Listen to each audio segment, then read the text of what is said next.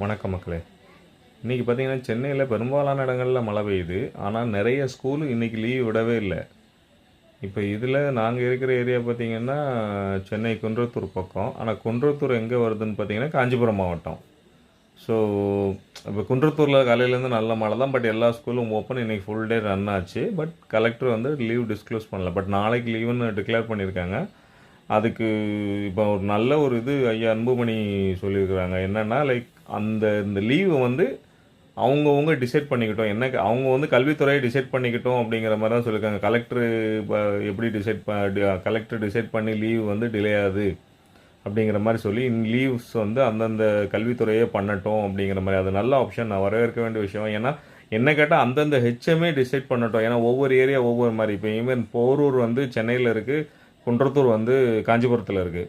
போரூரில் இருக்கிற ஸ்கூலுக்கு லீவுன்னா குன்றத்தூரில் இருக்கிற ஸ்கூலுக்கு லீவ் இல்லை. கேட்டால் டிஸ்ட்ரிக் வேறங்கிறாங்க. பட் மழை ரெண்டு பக்கமாக குன்றத்தூரில் படிக்கிற பிள்ளைங்க போரூர்லேருந்து கூட வருது. ஸோ அப்போ அவங்களுக்குலாம் என்ன பண்ணுறது? ஸோ இல்லாட்டி அந்தந்த ஹெச்எம்ஸ் வந்து டிசைட் பண்ணட்டும். அந்த ஏரியா மழைன்னா அவங்க லீவ் விட்டு போட்டோம். இதில் இவங்க எங்கேயோ 100 கிலோமீட்டர் 150 கிலோமீட்டருக்கு உள்ளே இருக்கிறவங்க அவங்களுக்கு தெரியறது இல்லை. அந்தந்த லோக்கல் மக்கள் கஷ்டப்படுறது, 4 வயசு குழந்தைங்களும் 5 வயசு குழந்தைங்களும் வர்றதெல்லாம் வந்து ரொம்ப கஷ்டமாக இருக்குது பார்க்குறதுக்கு. இது தயவுசெய்து கொஞ்சம் கன்சிடர் பண்ணுங்கள்.